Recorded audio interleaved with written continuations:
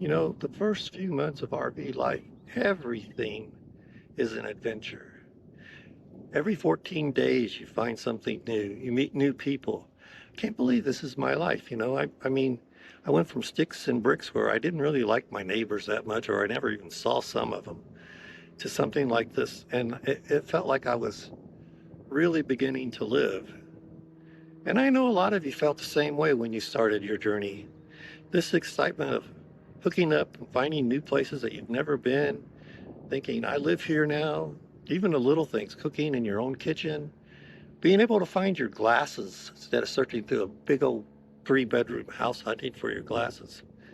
Uh, Everything felt like an adventure. But after a while, things change. And nobody really talks about that. Um, and you've got to be ready for that change. And if you're not, it can really knock you sideways. You know, every day in Sticks and Bricks was pretty much like the day before. Out of the 10 neighbors I had, I only got to know 2 of them. And the rest, like, ghosts in the night. They get up and go to work before I did, and got home and went straight into their apartments, and I never saw them. So I don't miss that at all. Boy, I do miss my lady every day. When you're solo RVing, um,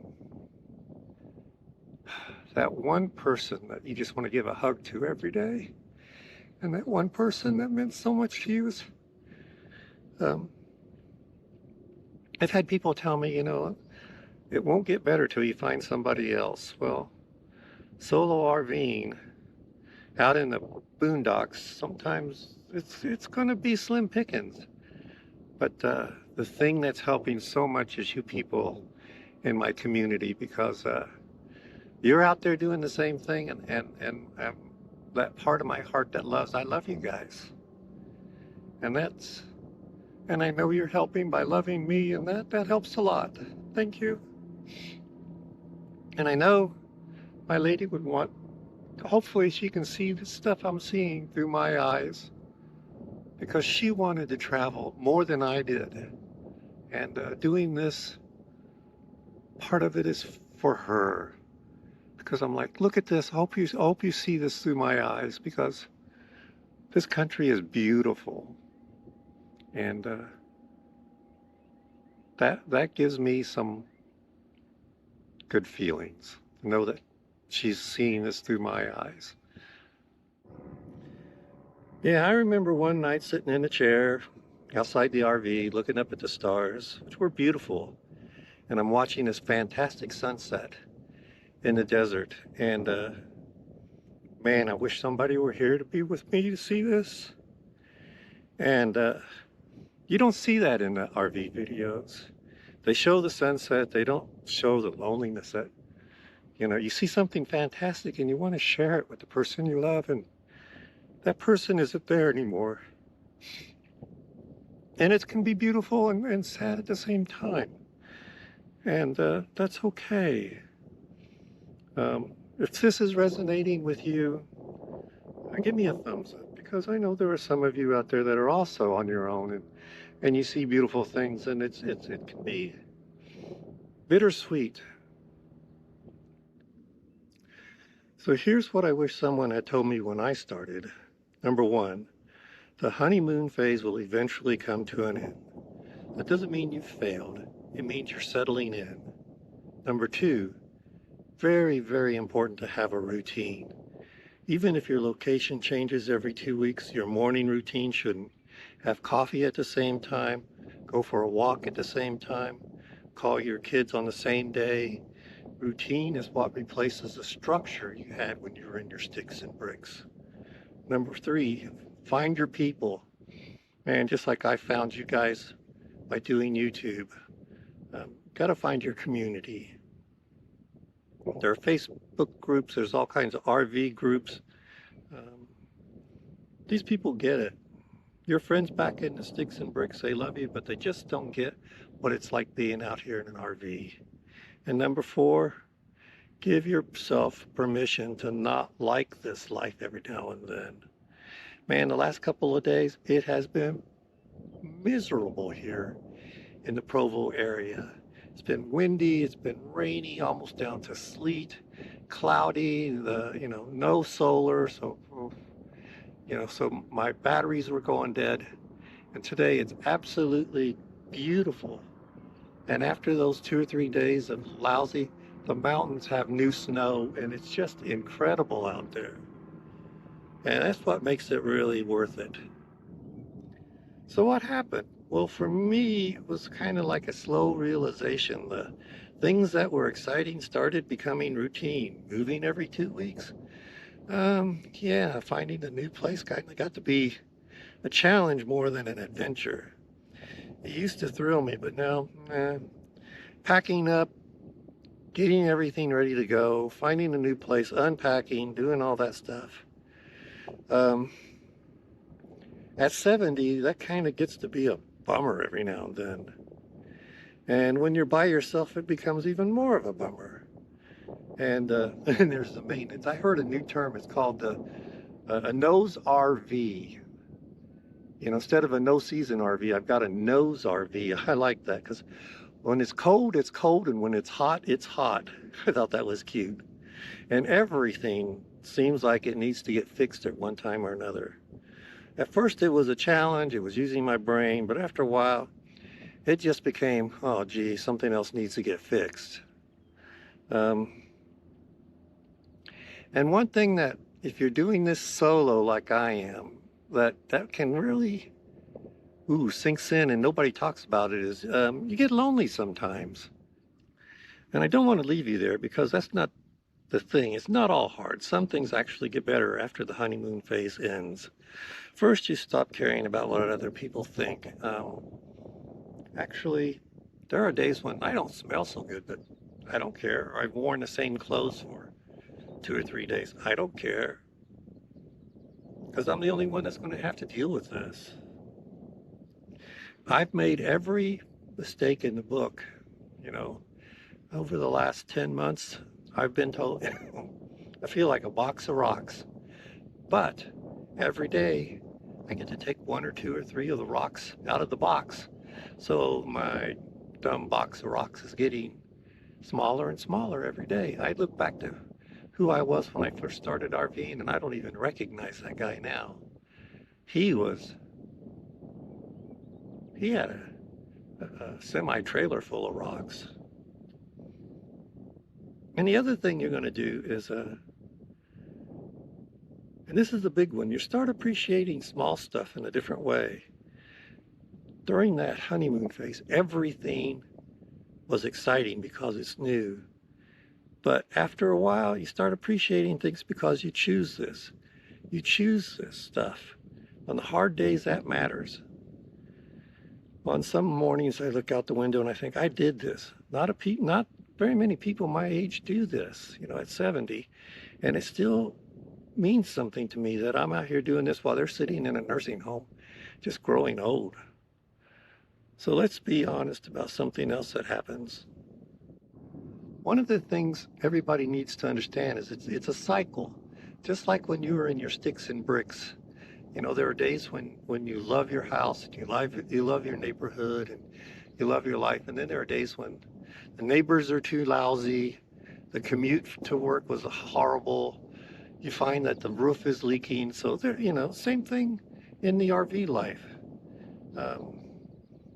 Like these last 2 days with rain, I was like, ugh. Being stuck in an RV during the rain was not much fun. But, it happens with everything, and it's a cycle. And when the rain is over, it's absolutely beautiful out here. You're going to eventually realize that this is not a trip. It's a lifestyle. So those of you who are doing this full time, you realize this is your new life. And it's different. It's not worse, it's not better, it's just different. And if you're having a hard stretch right now, it doesn't mean you made a mistake. It just means you're human and you're adjusting to a completely different way of living, and that just takes time. So give it time, and you'll enjoy this better every day. One of the things you can do, especially the older RVers, you just don't, the 14 days move, 14 days move, that can really wear on you for a while, because we older people like routine. We don't like having to go find the new grocery store in the new town, and we don't like to go find the laundromat, and et cetera, et cetera, et cetera, and learning new ways to travel to get to where you're going.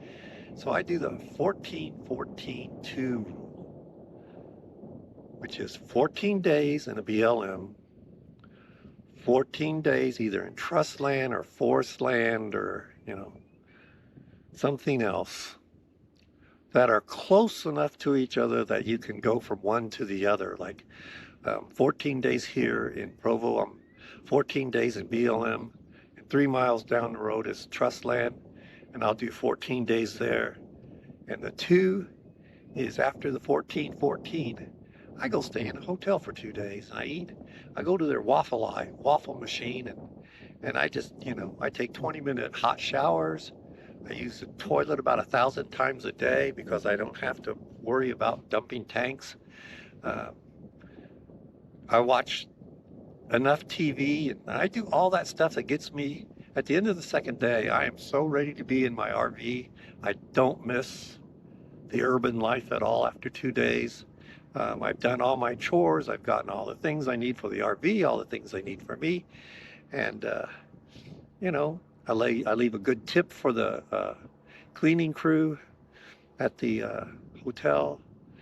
And I come back out here and I'm ready for the quiet and the peacefulness of BLM land or trust land or forest land.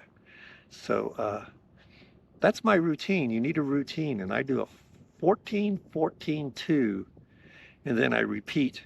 And that's usually for like I'm up here in the Provo area, that'll be for my summer season.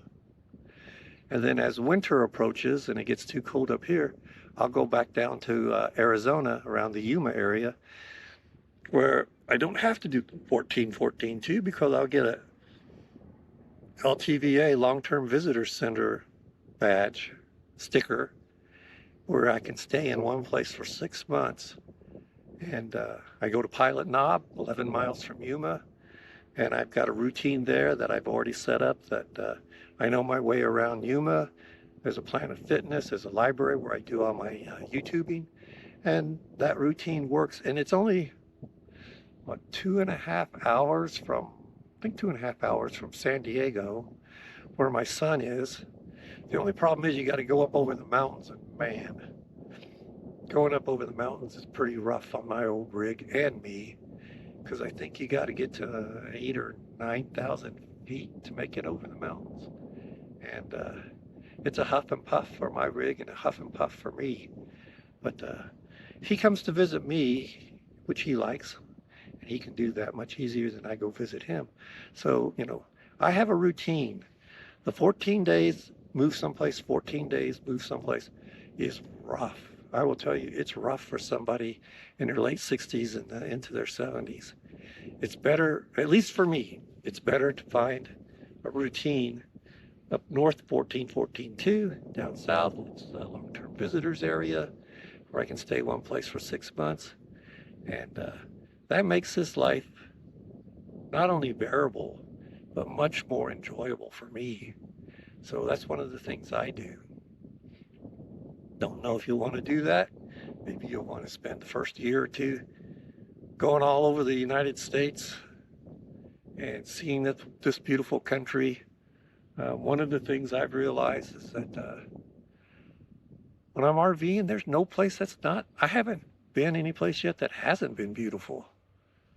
I love all this stuff. I love the people. It works for me. I don't know if it'll work for you, but I guarantee it works for me. Every day in Sticks and Bricks was pretty much like the day before. And I don't miss that at all. I do miss my lady every day. But I know she'd want me out here seeing the country she's never was able to see. So RV life after the honeymoon phase is still worth it? Yeah, for me, even on hard days, especially on hard days. I'd rather be here than anywhere else. That's just my 2 cents. I'd love to hear from you guys in the comments. Where were you in your RV journey? Are you still in the honeymoon phase, or have you hit that wall? Because the more we talk about the real stuff, the easier it gets for everybody. And I'll keep posting if you keep watching. Thanks a lot. Bye.